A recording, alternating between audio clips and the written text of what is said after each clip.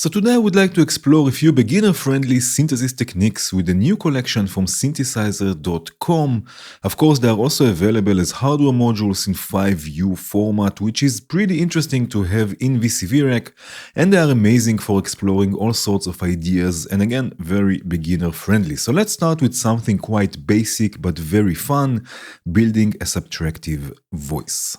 Now, the main concept of a subtractive voice is sending a complex or rich waveform through a filter, subtracting or shaping the timbre of the signal. Now, we will need a few modules for this. First of all, we will need an oscillator, right? This module will produce the sound. We need also a filter. In this case, we have the state variable filter.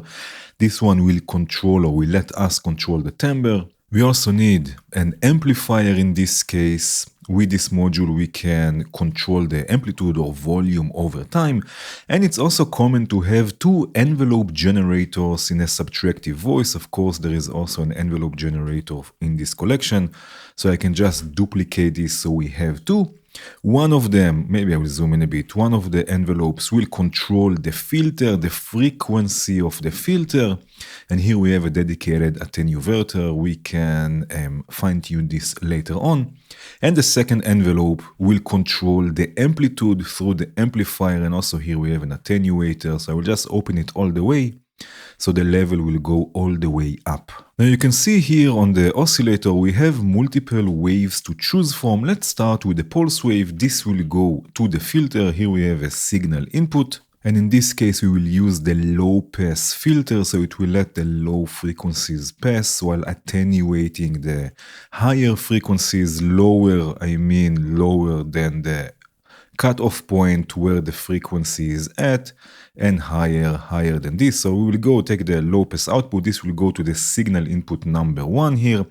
And then the output plus will go to the output. Now for controlling everything, for playing this voice, I will use my MIDI keyboard. And yes, there is also a MIDI module in this collection, the MIDI interface. We have here a pitch output. This will go to the volt per octave input on the oscillator, and the gate, in this case it will be blue, will go and will gate both envelopes. If I hold Control and Shift, I can just grab another cable here. Right, and now I can play this voice, I can change the pitch, and I can also activate the envelopes that will once raise the amplitude and will once open also the filter, right? So if I close the filter, it will become darker in this case. But now I can open the attenuator, change the envelope a bit. Also for the amplitude.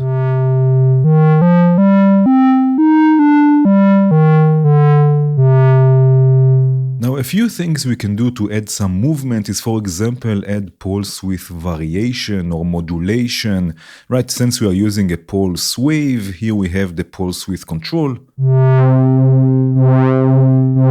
Right, we can add movement to this together with an LFO. There is also an interesting LFO in this collection. So the LFO will go to the pulse width input, open the attenuator all the way, and now in this case we have here amplitude control.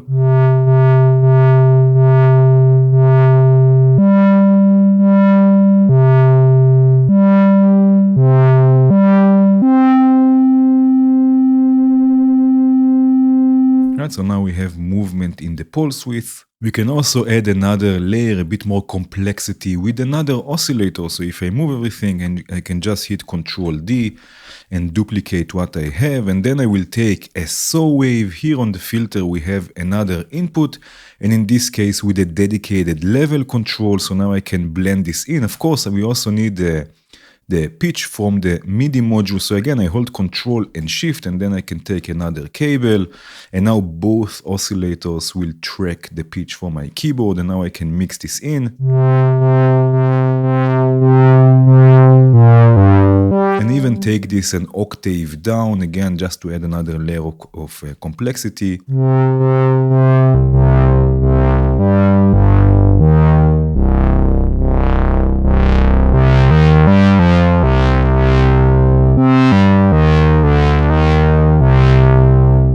There is even a reverb in this collection.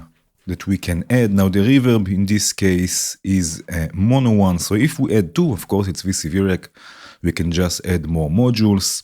And we use the voice here in parallel, so we have one copy and then again Control Shift and then we have another copy. And now we can have this also as a stereo voice.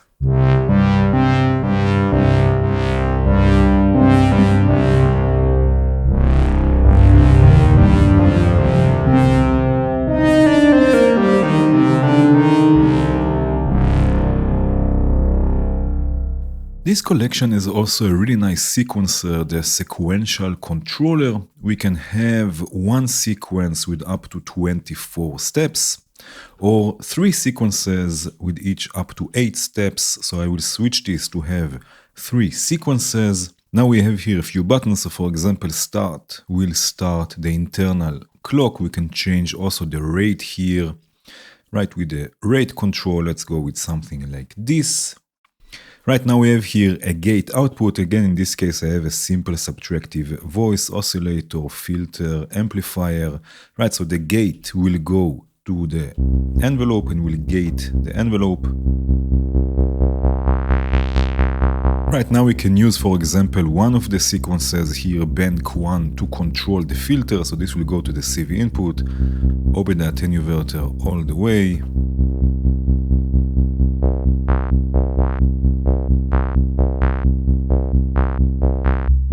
Right, and now we can control or sequence the filter. We can also control or sequence the pitch of the oscillator. There is even a quantizer in this collection, the quantizer bank. Right, this quantizer will make sure that the signal coming from the sequencer will move in musical intervals and also will stay inside a certain scale. In this case, it will be the minor scale. Right, so let's use bank 2. This will go to the quantizer, from there to the volt per octave, and now I can start changing the pitch.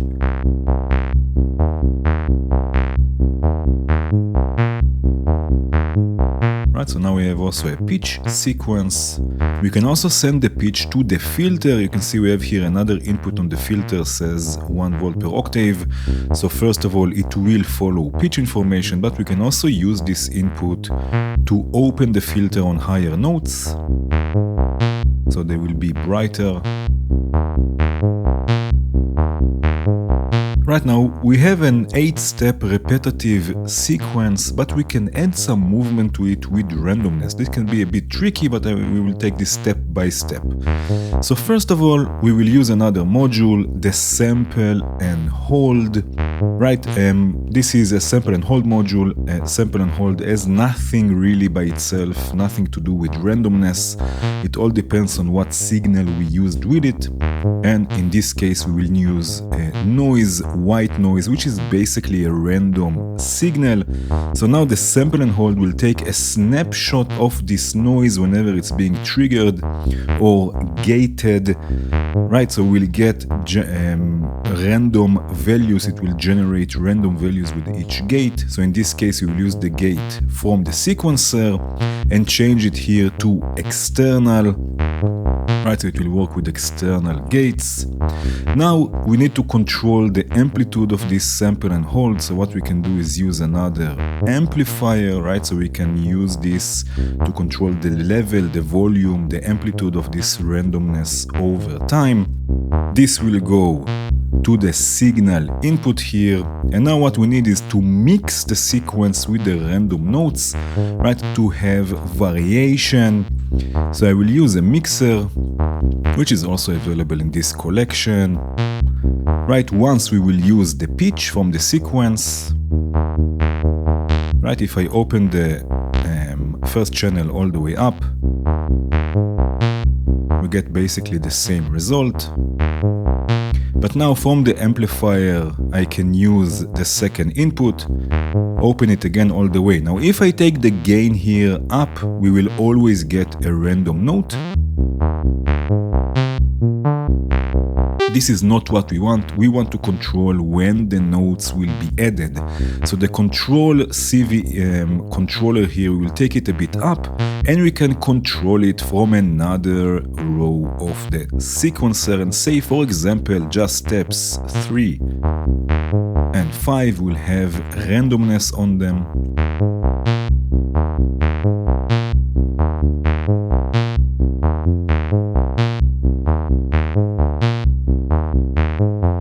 Right, so that's just on these steps, right, the amplifier will open and will let the randomness through.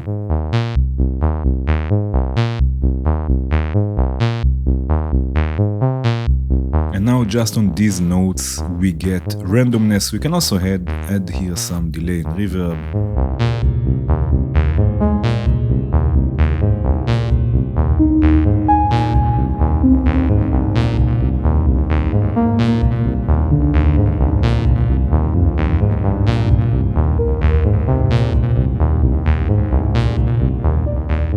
Another common technique for adding movement is using a sequential switch. So here I have, in this case, two oscillators, a sequence with two oscillators that I'm mixing.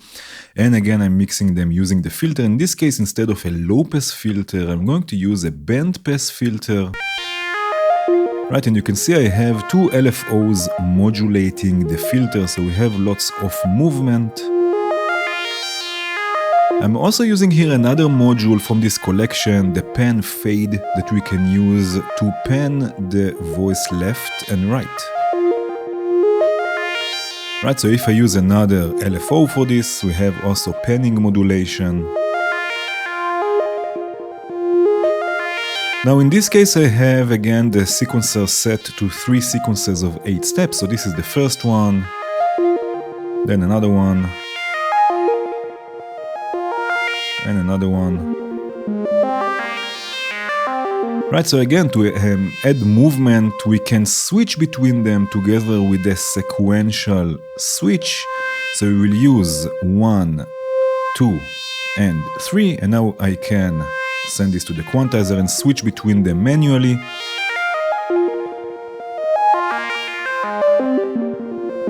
Right, or for example, in this case, there is also the done output, which is a sort of an end of cycle output that will output a trigger whenever the sequence ends its cycle. So if I use this to trigger the sequential switch, right, each sequence will play one cycle, but now actually what we get is we get the 1x24 sequence.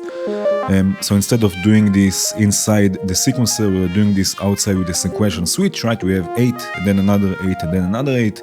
But what we can do, we can use another module to divide this output to make it slower and maybe have a few cycles before it switches. So this module will be the gate math. This is basically a clock divider. It will count the number of triggers, in this case from the end of cycle. And if we use, for example, divided by 4, every 4 triggers, it will trigger the switch. So we have 4 cycles of a sequence.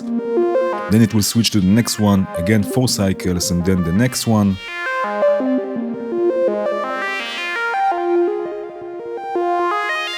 Right, so now we switch between them, but only after a few cycles, after 4 cycles of each sequence.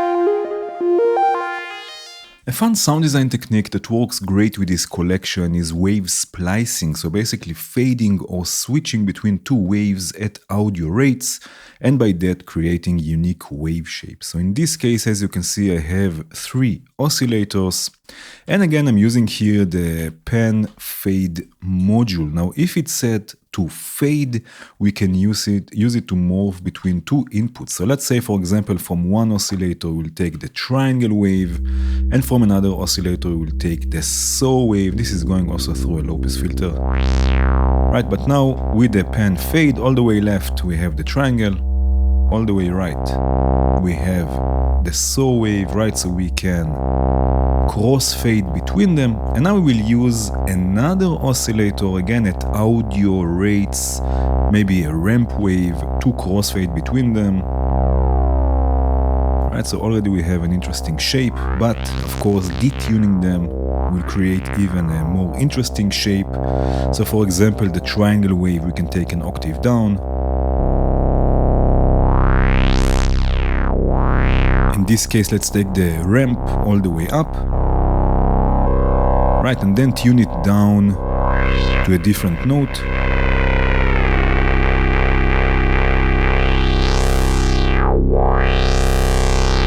Right, so as you can see, we have an interesting wave shape, an interesting sound.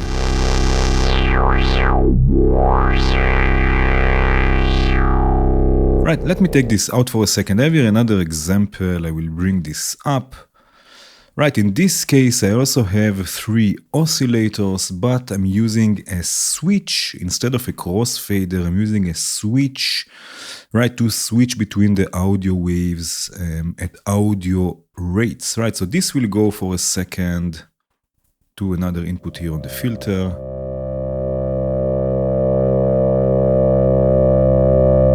Right, now in this case, I'm using a pulse wave to do the audio rate switching, so it means that also the pulse width will have some control over the sound. It will change the splicing point. Maybe I will move this a bit. Have a look on the scope. Right, I can change where the waves are being spliced, right, the triangle and the ramp in this case. And I can also add movement with an LFO to this.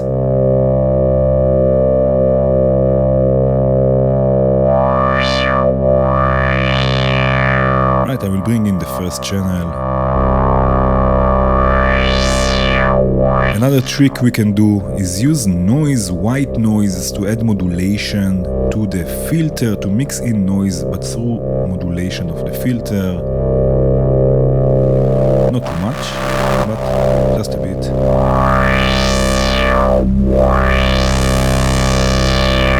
Right, so we have an interesting texture here. Again, some reverb and delay.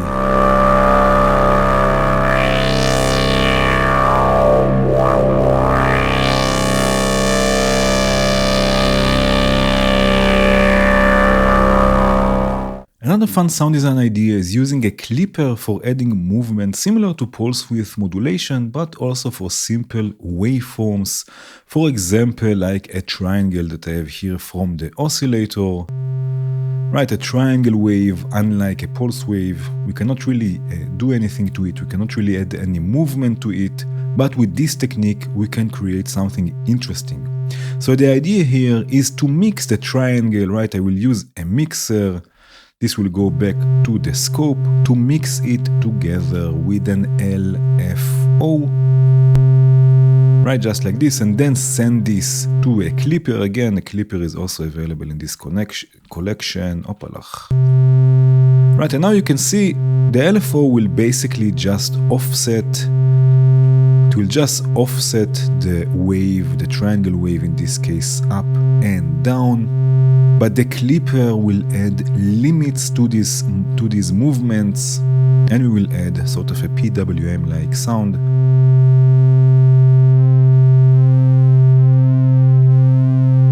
Something like this. So now, even though we are using a simple waveform like a triangle wave, we can still have or add movement to it. And again, of course, the LFO will control the rate. So basically just mixing an LFO with the waveform you want to add this to. In this case, I have also a sequence. Right, and you can see it's set to one sequence of 24 steps, but I don't want to have 24, I just want to have 16 steps. So here we have the set end button. When I click it, and as long as I click it, you can see it advances, and then I can set the last step. In this case it will be 16. And now we have a 16-step sequence. Now, to make this sound even bigger, what we can do is we can use a clock divider. In this case, again, from this collection, it's called the gate math, again, to divide the frequency of this oscillation. If you divide the frequency of an oscillation by 2, you get an octave down. So I'm going to, again, hold Control and Shift Take a copy of this waveform to the clock divider, and again divided by 2 will give us an octave down. Divided by 4 will give us 2 octaves down. And now we have sort of a bigger waveform. Some delay.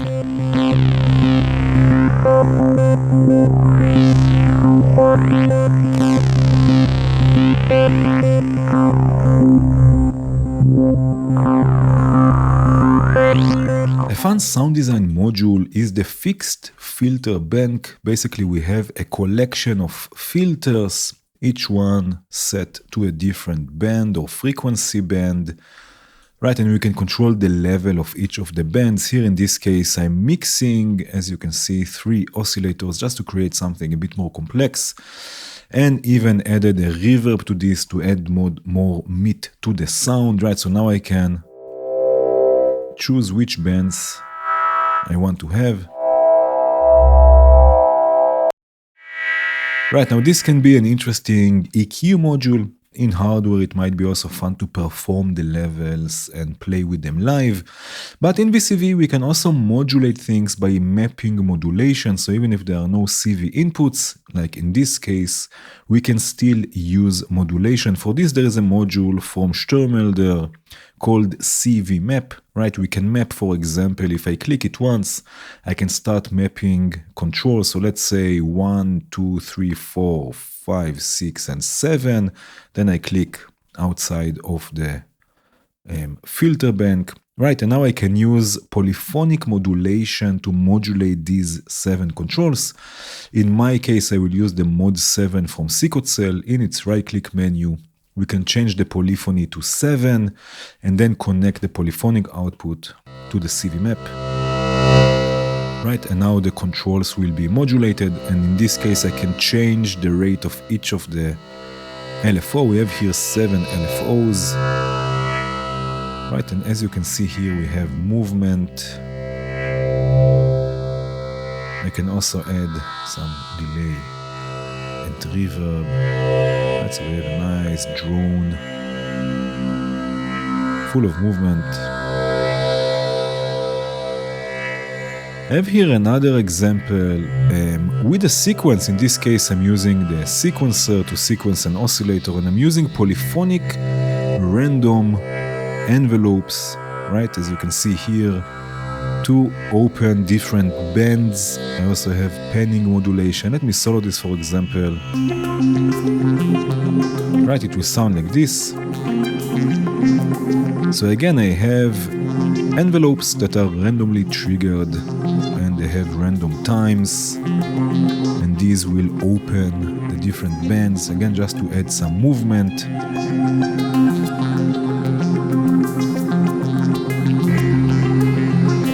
So together with the drone.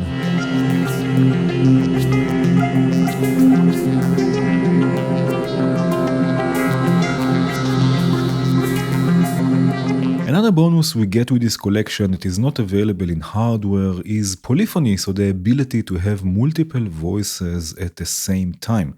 Here I have one of my favorite sequencers in VCV, Slips from Aleph Beats. Right, it's sequencing a simple voice oscillator going through a filter. Right, there's an envelope with an amplifier. It will sound like this.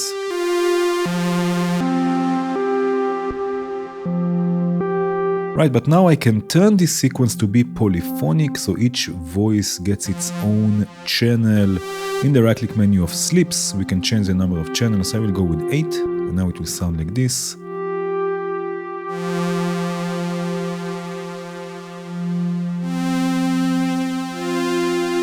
Now we have polyphony of 8 voices. Each voice gets its own channel, and they can play over one another because of the long decay they have. Now in this case, I'm also using Bassmaster from MindMeld, which will take this polyphonic signal or polyphonic voice, and with the width I can spread it in the stereo field.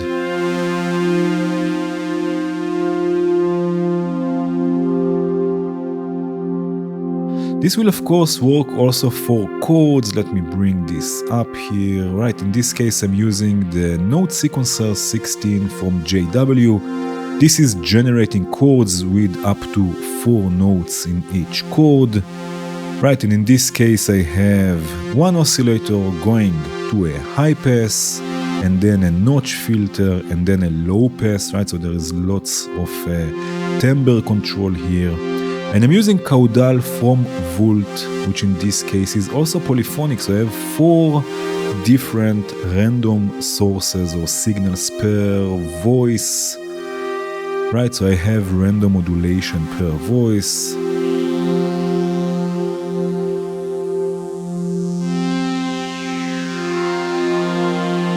And just for fun, I have here also a bass drone with 2 oscillators and a nice filter here, and some chorus from Flag.